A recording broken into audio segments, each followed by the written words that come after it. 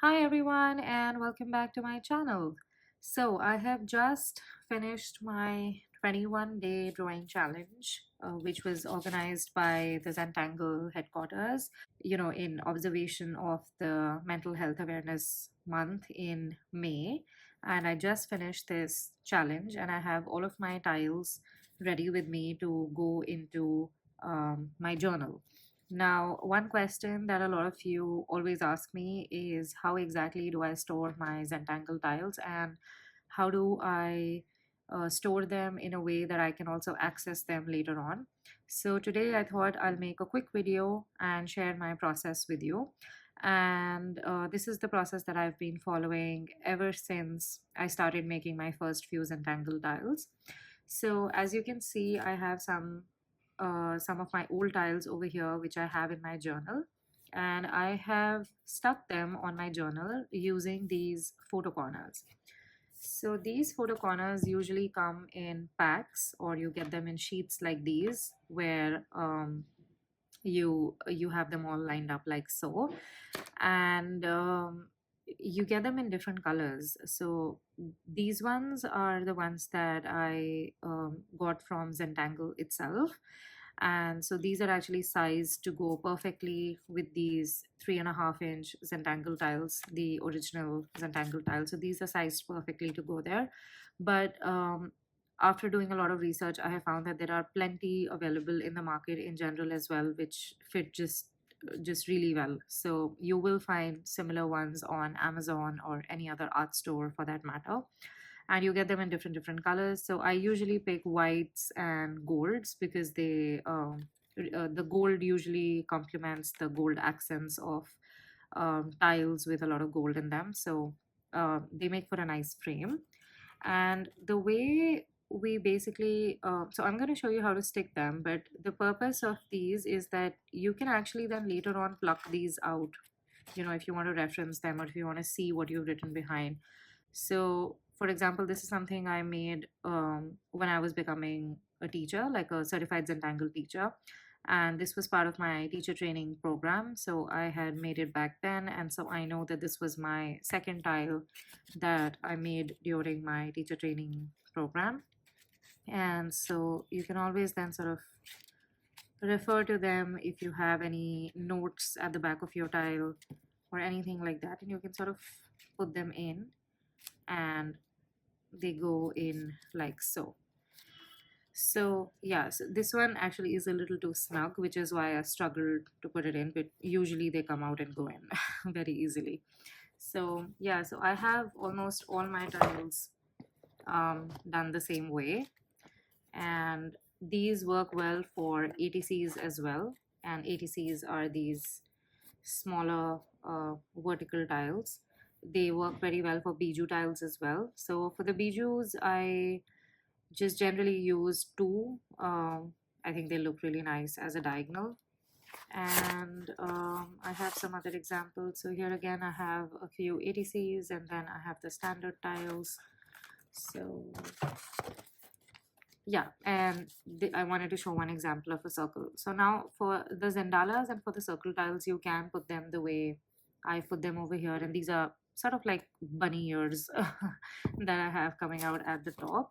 Or you could do it on all, like a proper four-sided thing, like so, like making a diamond sort of a thing. So these photo corners these are self-adhesive, so they have like an adhesive backing, and the glue is pretty good, so they stick well on most kinds of papers. And so you can see that all my Zendalas are stuck on this journal that I have, which is a handmade paper journal.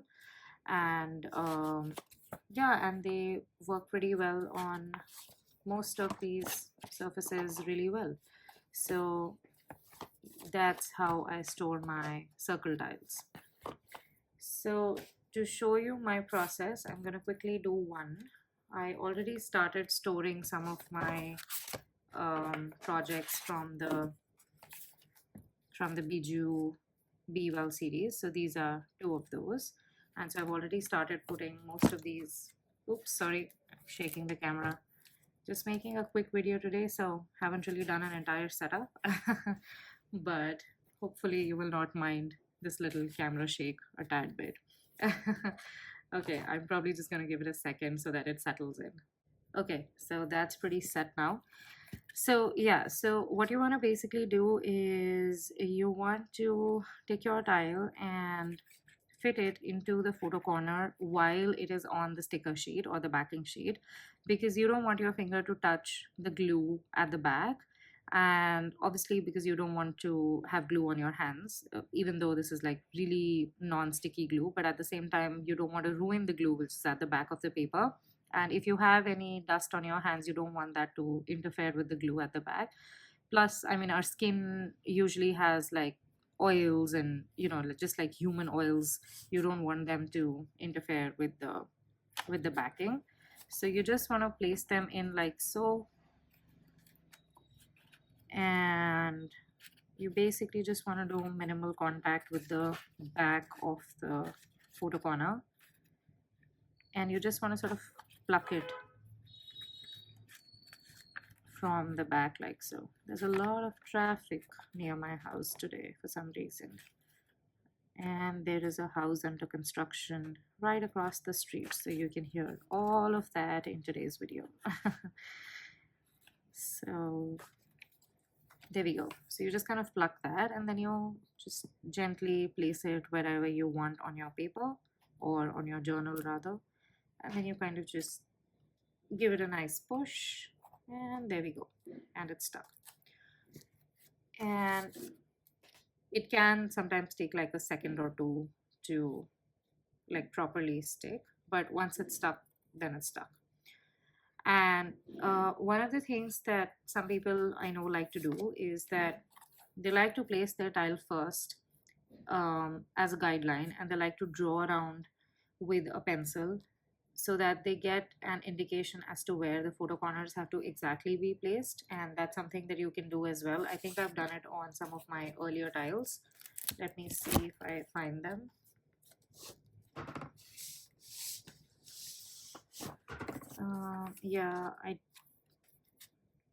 Yeah, the pencil marks are like sort of hidden behind, so you can't really make out. But oh yeah, so I don't know if you can see that on camera, but I do have like a small pencil mark over here, and that's, or even here for that matter. So that's basically to show that you can sort of just put like small pencil guidelines to guide you as to where the photo corners are going to go. And this is totally optional, of course. It's not that you can't eyeball the distance, but if you really want to be like a perfectionist, and if you really want to place it exactly, or if you have some measurements in mind and you want to place the tiles right according to the grid and the measurements that you have thought of, then just place the pencil guidelines, and that should be a good way to go. Now, I can't take credit for this technique because this technique was introduced to me by Zentangle itself and the founders of Zentangle very nicely and generously. Rick and Maria both have shared this technique with everybody. So I quite like this way of storing my tiles, and I have stuck to this method ever since I started doing Zentangle. But yeah, I mean, there are a zillion other ways to do it, and I'm no one to say that this is the only way to do it. Of course not. You can do it in any method which is easy and convenient for you. So, and in fact, if you have some interesting suggestions, put them in the comments. I might just give them a shot. I want to maybe see other ways of storing my Zentangle tiles. So yeah, so that's to give you a glimpse of all the tiles that I have stored using the photo corners. So yeah, I think this particular journal mostly has white photo corners, but yeah, like I said, you get them in different colors as well. So yeah, so that's answering your one of the most sort of frequently asked questions that I get. And this is how I store my tiles. Hopefully this was useful for you. If it was, then please do let me know in the comments. And if you want me to make videos on some other questions or anything else related to Zentangle, then please put that as well in the comments box, and I will be more than happy to make more videos for you. Okay, so that's it for today. Thank you so much for joining me, and I will see you in another video very, very soon. Bye bye.